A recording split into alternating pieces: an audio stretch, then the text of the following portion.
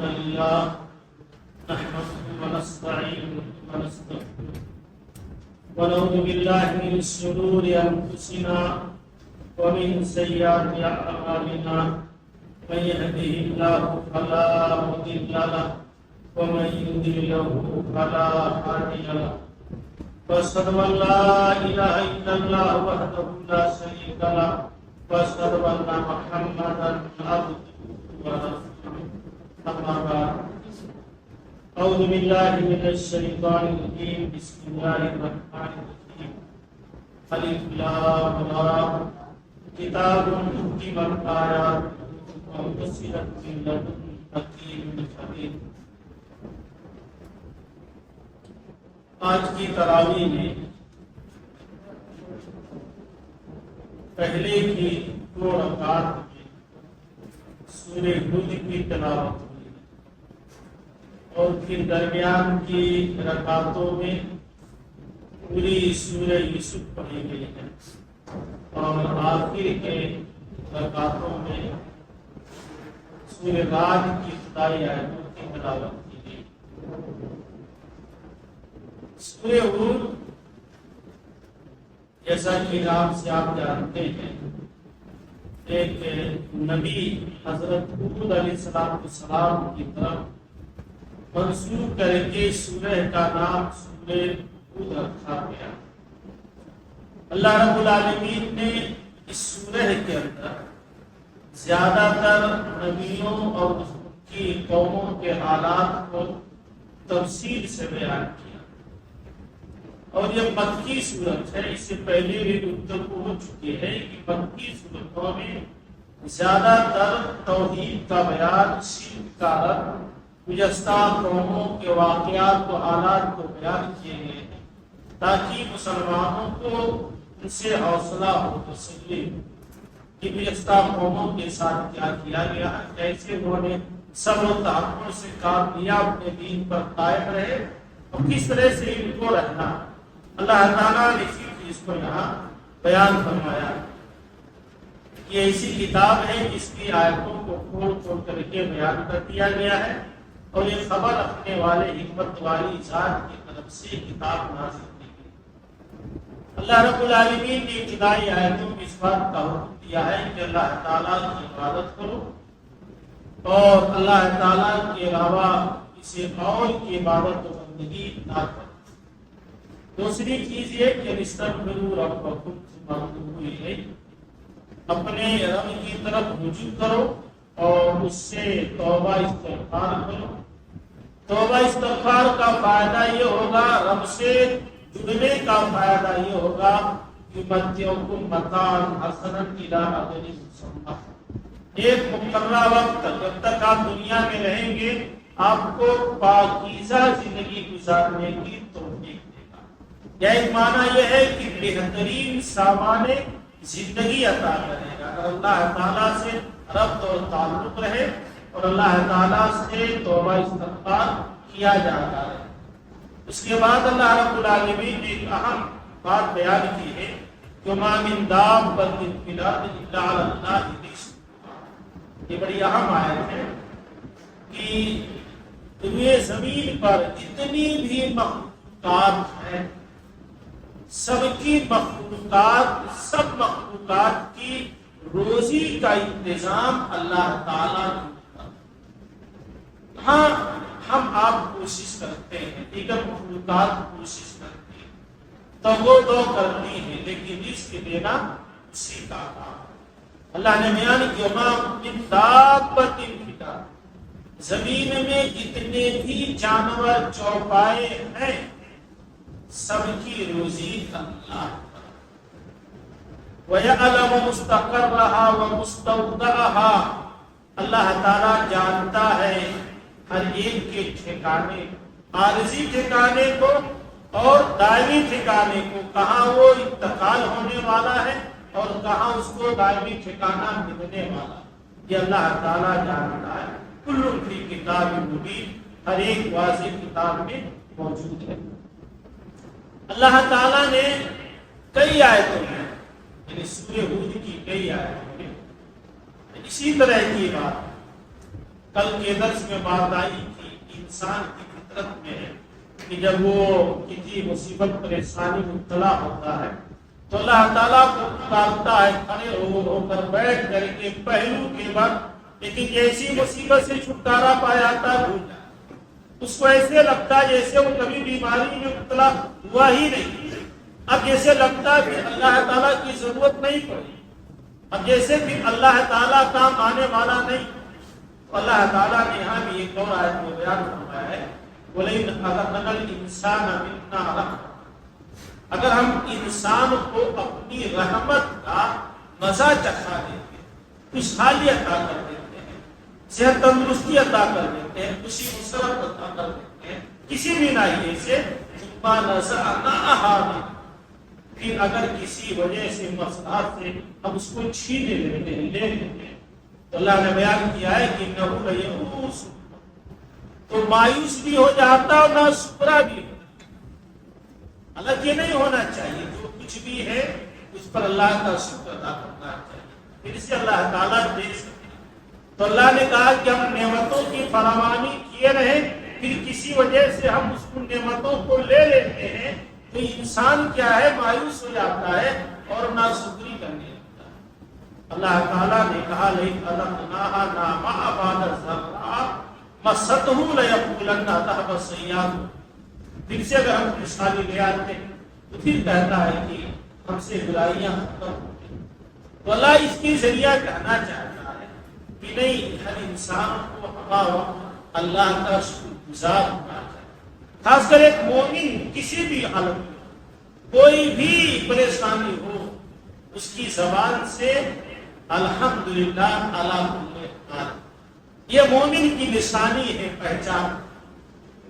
الحمدللہ علی کل حال، اللہ کی اس حالت میں بھی رکھے اللہ کا شکر۔ اسی لیے حدیث میں کہا گیا ہے کہ انظروا الی من هو اسفل منکم، دولت میں، ثروت میں، خوشحالی میں اپنے سے نیچے کو دیکھو، اپنے سے اوپر کو نہ دیکھو۔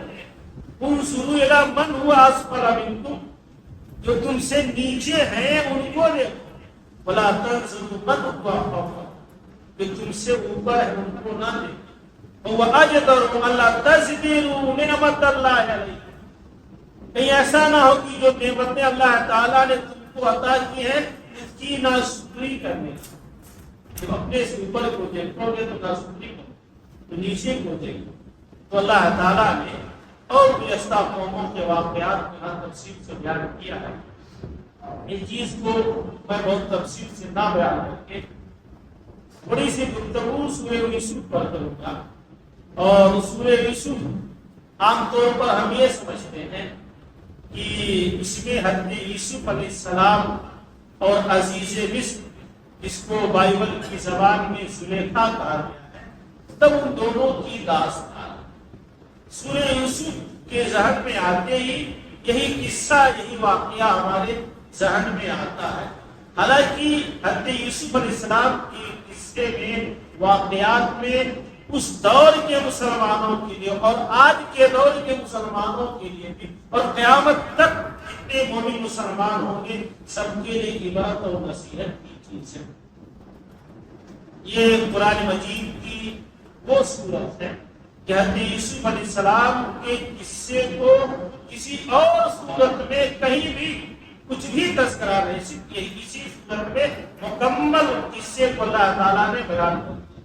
حضرت موسیٰ کا واقعہ دیکھیں، حضرت آدم کا دیکھیں، حضرت عیسیٰ ابراہیم، کئی صورتوں میں کے واقعات تکرار کے ساتھ، اس میں حکمت کا مسئلہ ہے بیان کیا گیا، لیکن سورہ یوسف میں صرف حضرت یوسف علیہ السلام کا قصہ اور صرف سورہ یوسف میں ان کے واقعوں کو بیان کیا ہے۔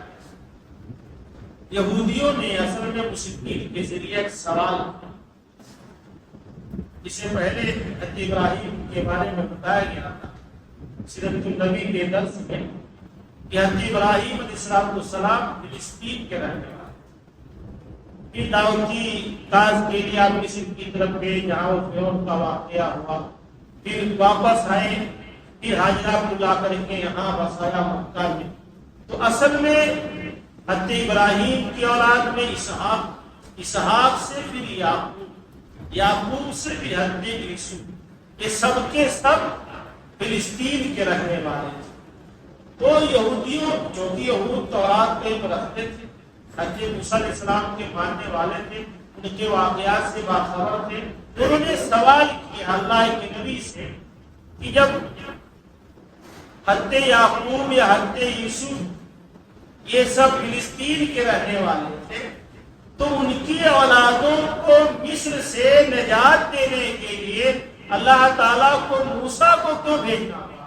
رہنے والے فلسطین میں تھے اور آ کر کے مصر میں کیسے غلام بن گئے؟ تو اللہ تعالیٰ نے اسی واقعے کو بہت تفصیل سے بیان کیا کہ حضرت یعقوب علیہ السلام کی قصے شروع کیا کہ یعقوب علیہ السلام نبی اور رسول تھے، ان کے بیٹے حضرت یوسف تھے۔ حضرت یوسف کے علاوہ بھی ان کے اور 9 بیٹے تھے۔ بہت تفصیل میں ان کے واقعے کو نہیں بیان کر سکتا۔ مفسرین نے لکھا ہے کہ اور جو اولادیں تھی کسی دوسری بیوی سے، اور یہ یوسف علیہ السلام اور ان کے چھوٹے بھائی بنیامین دوسری ماں سے، اور ان کی ماں کا انتقال ہو گیا۔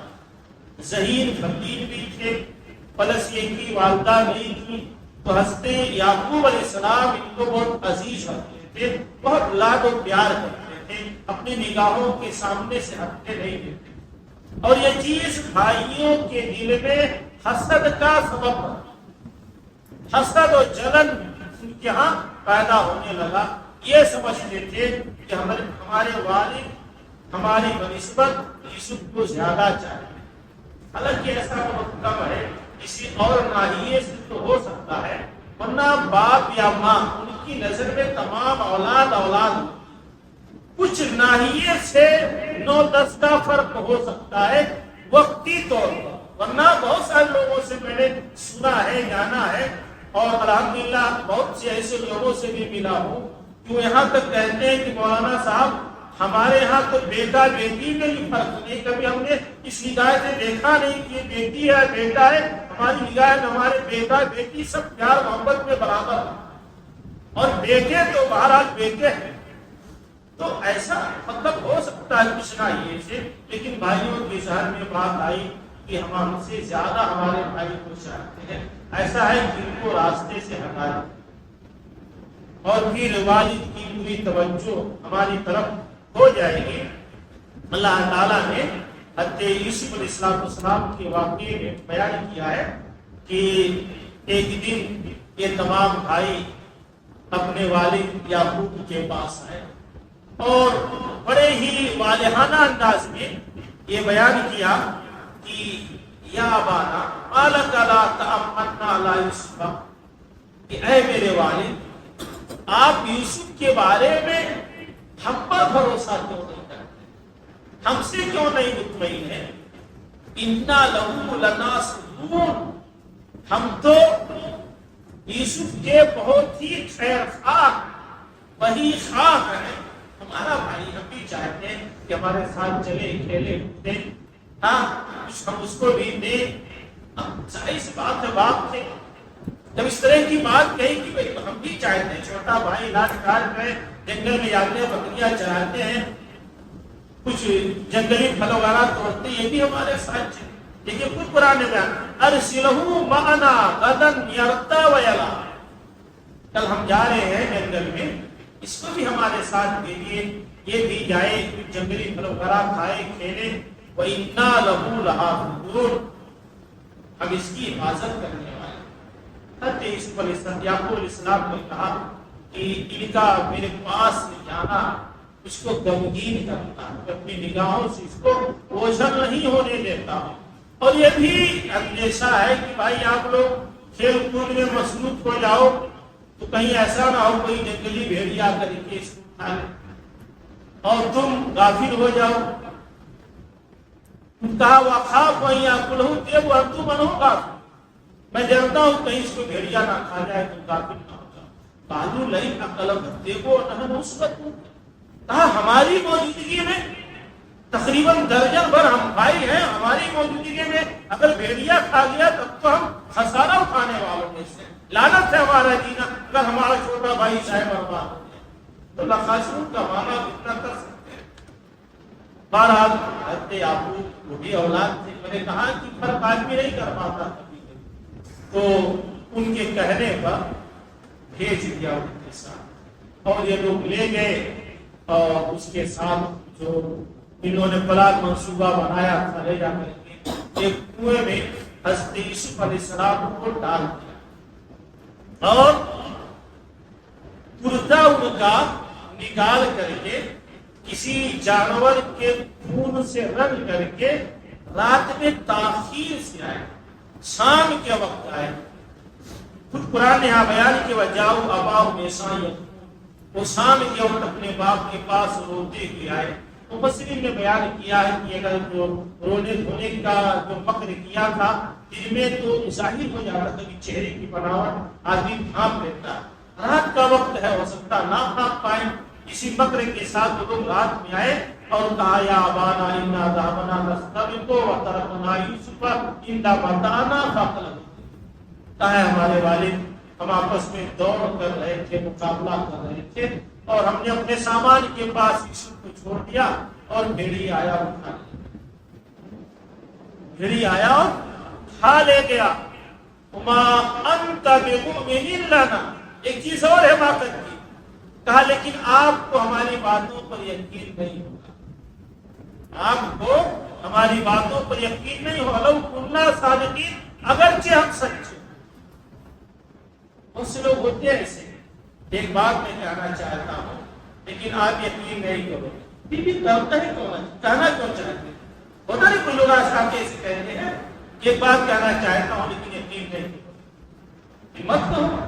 کچھ ایسے بھی آتے ہیں کہ ایک ساتھ آپ کے پاس ایک ضرورت سے آیا ہوں لیکن دیر لگتا پتا نہیں آپ پوری کریں گے نہیں کریں، پہلے ہی آپ کو یقین نہیں ہے تو اسی سے شبہ ہو جاتا ہے. یہ بات گفتگو کا انداز بدل جاتا ہے. ہر چیز میں یقین ہونا چاہیے. مانگتے نہیں کچھ لوگ ایسے ہیں ہاں کہ آیا ہوا آپ کے پاس یہ پتا نہیں دیں گے کہ نہیں دیں گے، پہلے تمہیں کر خراب ہے. تو ایسے کہا انہوں نے کہ آپ ہم پر یقین نہیں کریں گے اگر کہ ہم سچے ہیں. وجاؤ والا قمیص ہی بدم کذب، اور جھوٹ کے خون میں ان کی قمیص کو رنگ کر کے لائے. حضرت یوسف یعقوب علیہ السلام نے دیکھا قال بل سولت لكم انفسكم، ان کو کیونکہ اس سے پہلے حضرت یوسف نے خواب کا ذکر کیا تھا جو میں نے نہیں ذکر کیا آپ سے، کہ خواب کا ذکر کیا تھا. وہیں ان کو خطرہ ہوا تھا کہ اگر اس خواب کو تم بھائیوں سے بیان کرو گے تو شیطان وسوسہ پیدا کرے. تو ان کو کہیں نہ کہیں شبہ ہوا کہ یہ سب کام بھائیوں کا. اور کردہ بھی دیکھا، ایک تفسیر ہے اردو کی، تفسیر تیسیر الرحمان، تیسیر القرآن مولانا عبدالرحمان جیلانی کی پاکستانی عالم ہے، 4 حصوں میں تفسیر ہے. اس میں انہوں نے تفسیر میں لکھا ہے اناری مجرم. اناری مجرم نبیوں کی اولاد کی، اس سے پہلے جرم نہیں کیا تھا تو کیا کیا کہ پورا کھوتا صحیح سالم واپس لے آئے. اسی چیز کو دیکھ کر کے حضرت یعقوب کو شبہ ہوا کہ مطلب بھیڑیا بھی بڑا شریف تھا کہ پہلے کھلتا نکال کر کے رکھ دیا تب جا کر کے یوسف کو کھایا. بھائی کوئی بھی جانور حملہ کرتا ہے تو چیز کھا دیتا ہے، تو کہا بھیڑیا بھی بڑا شریف تھا، کھلتا نکالا تب کھایا. بہرحال انہوں نے جو بات کہی فصبر جمیل، صبر ہی بہتر صبر ہی ہے. واللہ المستعان علی ما تصفون، اللہ مددگار ہے اس چیز پر جو تم لوگ بیان کرو. ادھر ایک قافلہ سیارہ آیا اور جہاں ان لوگوں نے حضرت یوسف کو ڈالا تھا پانی کی غرض سے ان لوگوں نے اپنا ڈول اپنی بالٹی ڈالی. اس کے بعد جب نکالا تو دیکھا کہ اس میں ایک بچہ ہے، فخر کر کے چاہا. بارے خوشی کے وہ چیخنے لگے، کہا کہ یہ تو یا بشرا ہادہ غلام، خوشخبری ہوئے تو بچہ مل گیا.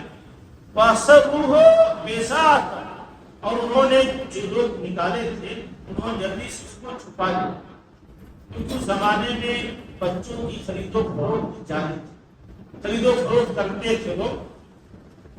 اس کے بعد وہ سروہ بثمن بخس دراہم معدودۃ، لے جا کر کے مصر میں چند درہم پر ان لوگوں نے بیچ دیا۔ قرآن نے بیان جو کام کی ہے من الزاہدین، زاہد من ہوتا ہے بے رغبت، بے پرواہ، اور وہ حضرت یوسف کے بارے میں بے پرواہ تھے۔ چند درہم مل گیا، بہت فری میں بچہ ملا تھا، ان کو کیا معلوم ہے کہ آگے چل کر کہ بچہ کیا بننے والا۔ تو قرآن نے بیان کیا ہے۔ اس کے بعد یہ پورا واقعہ ہے کہ عزیز مصر نے حضرت یوسف کو خرید لیا اور لے جا کر کے اپنی بیٹی سے کہا کہ اس کو بالوں کو سو۔ بعض مفسرین نے لکھا ہے کہ اس کے بعد بھی اولاد نہیں، تو لے جا کر کے کیا قرآن نے بیان کیا ہے کہ قال الذي اشتراه من مصر لامراته، اس شخص نے جو جس نے مصر میں یوسف کو خریدا تھا، اس نے اپنی بیوی سے کہا اکرمی مثواه، اس کے ٹھکانے کو اچھا بناؤ، یعنی اچھی طرح سے دیکھ کرو، عسى ينفعنا، امید ہے کہ ہم کو فائدہ دے، او نتخذه ولدا، یا ہم اس کو اولاد بنائیں۔ اسی سے مفسرین نے بیان کیا کہ شاید وہ لا ولد، اللہ نے بیان کیا کذالک مکننا لیوسف، اسی طرح ہم نے یوسف کو زمین میں قدرت عطا کی، طاقت دی، آباد کر دی، اور اللہ تعالیٰ نے خصوصی طور پر ان کو خوابوں کی تعبیر کی صلاحیت عطا۔ تعویل الاحادیث کا دو معنی، ایک تو یہ کہ خوابوں کی تعبیر کا بہت اچھا، دوسرا معنی یہ بیان کرتے ہیں کہ باتوں کی گہرائی تک وہ جلدی اتنا سوجھ بوجھ والے۔ اور پھر اس کے بعد وہ واقعہ ہوا کہ عزیز مصر کی بیوی نے ورگلایا، پہلایا، پھسلایا، لیکن کسی طرح سے بچ گئے۔ تو پورا قرآن نے واقعہ بیان کیا ہے کس طرح کے دروازے بند کر کے ان کا پیچھا کیا، اور جیسے ہی آخری دروازے پر پہنچے وہ مالک سامنے آ گیا، بیوی نے مکر کے ساتھ الٹا الزام ہی پر لگا دیا کہ تمہارا کیا خیال ہے اس شخص کے بارے میں جو تمہاری اہلیہ کے ساتھ، تمہارے گھر والوں کے ساتھ برا ارادہ رکھتا۔ اب ظاہر سی بات، تو مالک اور مالکین، غلاموں کی بات مالک اور مالکین کی عدالت میں کہاں سنی جائے؟ بہرحال اس جرم کی بنیاد پر ان کو جیل میں ڈال دیا گیا، جبکہ وہی وضاحت ہو گئی تھی، ایک شاہد، ایک گواہ نے یہ بات کہی تھی اور بہت معقول بات کہی تھی کہ اگر کرتا آگے سے پھٹا ہو تو یوسف کی غلطی ہے، کرتا پیچھے سے پھٹا ہو تو عزیز یوسف کی بیوی کی غلطی، اور دیکھا گیا تو کرتا پیچھے ہی سے پھٹا، لیکن اس کے باوجود ان کو جیل میں ڈال دیا گیا۔ اور قربان جائیے یوسف علیہ السلام پر 7 سال تک جیل میں بند، بلکہ جب جیل میں داخل ہوئے تو 2 قیدی اور تھے جو کچھ دنوں سے وہاں قید میں تھے یا ان کے ساتھ ہی داخل ہوئے تھے، جس میں سے ایک نے خواب دیکھا کہ میں اپنے آقا کو شراب پلا رہا ہوں، ایک نے خواب دیکھا کہ میرے سر پر روٹی کی ٹوکری ہے جس سے پرندے کھا رہے ہیں۔ انہوں نے تعبیر بتایا کہ وہ شراب پلا رہا تھا کہ تم آزاد ہو جاؤ گے، دوسرے کے بارے میں بتایا کہ تمہیں پھانسی دی جائے گی، لیکن آزاد ہونے والے سے کہا کہ جا کر کے اپنے مالک سے کہنا کہ ایک شخص جیل میں بلا قصور کے بند، لیکن وہ آدمی گیا تو بھول گیا، اور 7 سال تک حضرت یوسف علیہ السلام جیل میں موجود۔ پھر 1 سال بادشاہ نے خواب دیکھا، مشہور ہے کہ 7 پتلی گائیں موٹی گایوں کو کھا رہی ہیں، 7 سوکھی بالیاں ہری بالیوں کو کھا رہی ہیں۔ جب اس خواب کو بادشاہ نے اپنے وزراء کے سامنے پیش کیا تو تملک چاپلوس قسم کا طبقہ، اس نے کہا بادشاہ سلامت، یہ اضغاث و احلام، یہ خوابیں پریشان ہیں، یہ خواب آتے رہتے ہیں، اس کی کوئی تعبیر نہیں، اس کی کوئی تعبیر نہیں۔ لیکن وہ آدمی جو بچ کر کے گیا تھا بادشاہ کے پاس، اس کو خیال آیا کہ ایک آدمی ہے جو خواب کی اچھی تعبیر بیان کرتا، میرے بارے میں بھی بیان کیا۔ تو بادشاہ سے کہا کہ اگر آپ اجازت دیں تو ایک شخص ہے جو خواب کی تعبیر جانتا ہے، وہ اس سے پوچھ کر دیا۔ وہ آدمی آیا تو حضرت یوسف علیہ السلام نے اس سے اتنا بھی نہیں کہا کہ میں نے تم سے چھوٹا سا کام کیا تھا، کیا کر کے اپنے مالک سے کہہ دینا کہ کافی بلا قصور غلطی کے جیل میں ہے، آپ نے نہیں کہا، کچھ نہیں کہا، فوراً اس کے خواب کی تعبیر بیان کی کہ 7 سال تک خوب پیداوار ہوگی، ہریالی ہوگی، 7 سال کے بعد قحط ہوگا۔ جب یہ خواب ہو جا کر کے بادشاہ کو سنایا تو بڑا خوشوا کہا جلدی سے ان کو جیل سے باہر۔ جب بادشاہ کے وزراء یا لوگ وہاں پہنچے تو حضرت یوسف علیہ السلام نے کہا پہلے اس عورت کا معاملہ کلیئر جس نے مجھ پر الزام لگایا کہ وہ میرے بارے میں جو کہی تھی اس پہ ابھی قائم ہے یا پھر سے وہ رجوع کر رہی ہے۔ اس موقع پر پہنچ کر کے اللہ کے نبی فرماتے ہیں کہ واقعی حضرت یوسف علیہ السلام نے بہت صبر سے کام لیا۔ اگر مجھ جیسا آدمی ہوتا 7 سال جیل میں رہنے کے بعد فوراً نکل کے لے چلا گیا، لیکن انہوں نے کہا نہیں۔ پھر اس کے بعد بادشاہ نے اس عورت کو بلوایا اور معاملہ رکھا کہ اس نوجوان یوسف کا معاملہ کیا تھا۔ قرآن نے یہاں بیان کیا ہے کہ قلنا حاشا للہ ما علمنا علیہ من سوء، کہا کہ اللہ کی قسم ہم نے اس کے اندر کوئی برائی نہیں کی۔ قرآن نے بیان کیا ہے کہ اس نے کہا کہ جب معاملہ ظاہر ہو گیا ہے تو چھپانے سے کیا فائدہ، الآن حس الحق، اب تو حق ظاہر ہو گیا ہے۔ انا راودتہ عن نفسی، میں نے خود ورگلایا تھا، میں نے خود بہلایا پھسلایا تھا، وَإِنَّهُ لَمِنَ الصَّادِقِينَ، وہ تو سچے لوگوں میں سے۔ قرآن نے بیان کیا وَذَلِكَ لِيَعْلَمَ أَنِّي لَمْ أَخُنْهُ بِالْغَيْبِ، اچھا اس نے اس لیے بھی صفائی دی تاکہ اس کا شوہر جان جائے کہ اس نے بھی خیانت نہیں کی، خود اس نے بھی خیانت نہیں کی۔ اللہ نے بیان کیا وَأَنَّ اللَّهَ لَا يَهْدِي كَيْدَ الْخَائِنِينَ، خیانت کرنے والوں کو اللہ تعالیٰ پسند نہیں۔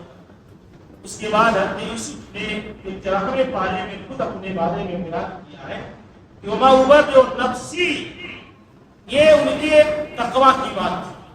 انہوں نے کہا کہ میں اپنے آپ کو بہت پاک صاف نہیں کرتا، میں بھی انسان ہوں۔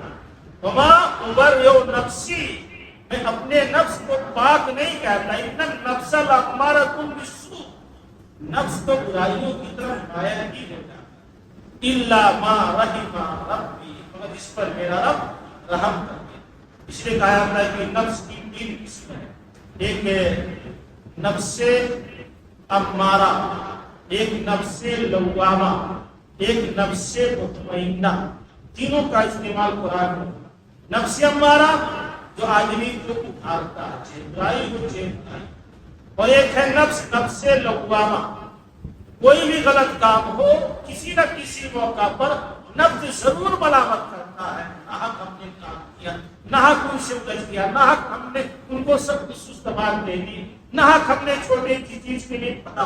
کوئی بھی آدمی ہو کسی نہ کسی مرحلہ پر جا کر کے ضرور پستا، خاص کر ان لوگوں سے جا کر کے ملیے۔ کسی موقع پر ہمارے بھائی نے بتایا کہ جیلوں میں جاؤ جو بڑے بڑے مجرم ہیں ان سے پوچھو تو وہ یہی بچتا ہے کہ ہم نے تھوڑا سا صبر کر لیا ہوتا، چاقو نہ چلایا ہوتا، نہ مارا ہوتا تو یہ آدمی نہیں دیکھتا، کتنا ہی بڑا جرم کیا ہو، لیکن نفس آدمی ملامت کرتا۔ ہاں جب اس وقت نہیں ملامت کرتا ہے جو حدیث میں ہے کہ یہ دل سیاہ ہے۔ حدیث میں ان العبد اذا اذنب ذنبا، جب بندہ کوئی گناہ کرتا، کوئی بھی گناہ، نکتت فی قلبہ نکتۃ سودا، تو اس کے دل پر ایک سیاہ نقطہ پڑ جاتا، ایک سیاہ داغ پڑ جاتا۔ فإن عاد یا فإن استتاب واستغفر، اگر وہ توبہ کر لیتا، اس برائی سے باز آ جاتا، اسے اپنی غلطی کا احساس ہو جاتا ہے اور برائی کو چھوڑ دیتا ہے تو وہ سیاہی اور نقطہ بھی ختم ہوتا ہے۔ لیکن پھر وہی گناہ کرتا ہے کہ وہ صغیرہ ہی کیوں، پھر وہی گناہ کرتا ہے تو پھر وہ سیاہی اور نقطہ بڑھتا رہتا ہے، یہاں تک کہ اس کا پورا دل سیاہ ہو جاتا ہے۔ ہمارے معاشروں میں بھی کہتے ہیں کہ چھوڑو یار اس کو، اس کا دل تو سیاہ ہو گیا۔ مطلب معروف منکر سر خیر ہدایت ضلالت عزت ذلت کا فرق ہی ختم ہو جاتا ہے. وہ جو ہے حدیث میں اذا لم تستحی حسن ما شئت، جب تمہیں شرم نہ ہو تو جو چاہو کرو. تو آدمی کے ضمیر یا غیرت کا پانی مر جاتا ہے جب دل سیاہ ہو جائے. تو حضرت یوسف کہتے ہیں کہ نفس تو برائی کی طرف مائل ہے، لیکن اللہ اس پر رحم کر دے. ان ربی غفور رحیم، میرا رب بخشنے والا رحم کرنے والا. اس طرح سے حضرت یوسف علیہ السلام بادشاہ کے دربار میں پہنچے اور پھر وزیر بنائے گئے. پھر اس کے بعد آگے کی واقعہ قرآن بیان کر رہا ہے کہ کس طرح سے ان کے بھائی وہاں پہنچے اور پھر گلہ لے کر کے آئے. دوبارہ پھر ان کے چھوٹے بھائی گئے، وہاں وہ گرفتار ہوئے. پھر اس کے بعد ان کے والد، ان کی والدہ جو سوتیلی ماں تھی، سب کے سب وہاں مصر میں پہنچے. پھر وہاں آباد انشاءاللہ کل کے درس میں اس کو تفصیل سے بیان کیا جائے گا. اللہ تعالیٰ ہم سب کو کتاب و سنت کی سیر و سبکی سے عطا فرمائے اور حافظوں کی حضرت سے ہم سب کو بھی کلی طور پر محفوظ رکھے.